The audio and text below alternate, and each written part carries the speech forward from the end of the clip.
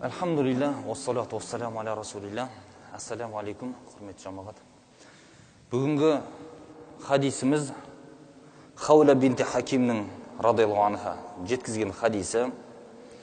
Имам Муслим өзінің риуаятында, кітабында келтіреді бұны. Самиату Расулаллах саллаллаху алейхи вассалам, мен пайғамбарымыз саллаллаху алейхи вассаламның былай деп айтқанын естідім дейді. Мән назала манзилан сумма қал. Кімде-кім бір орынға барып тоқтаса, немесе түссе десек, сосын былай деп айтатын болса дейді.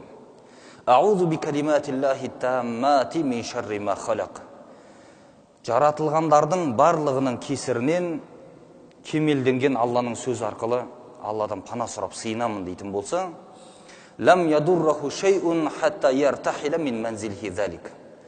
Ол сол жерден кетіп қалғанына дейін оған еш нәрсе зиян тигізбейді дейді.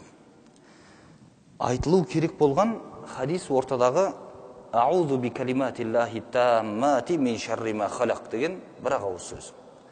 Осы сөзді айтатын болса, ешқандай жаратылғандардың ешқайсысының кесірі зиян тимейді деп айтқан. Бұл көлікке мінгенде болсын, бір жерге барып отырғанда болсын, немесе пайғамбарымыз саллаллаху алейхи вассалам көп қолданғаны сапарға шыққан уақытында мына сахарада тоқтайды ғой бір жерге. Сонда жәндіктер, басқалар зиян тигізбесін деп осы дұғаны оқығандығы да бар. Демек, кез келген адам қауіптенген нәрсесіне осыдан зиян тиеді деген жерде осыны оқитын болса, сол жерден кетіп қалғанға дейін ешқандай зиян тимейді деді. Әрбір мұсылман адам осы дұғаны оқып, үйреніп, жаттап алуы керек екен. Өйткені дініміз бойынша дұға деген ол мұсылманның қорғаны болып есептеледі. Алла тағала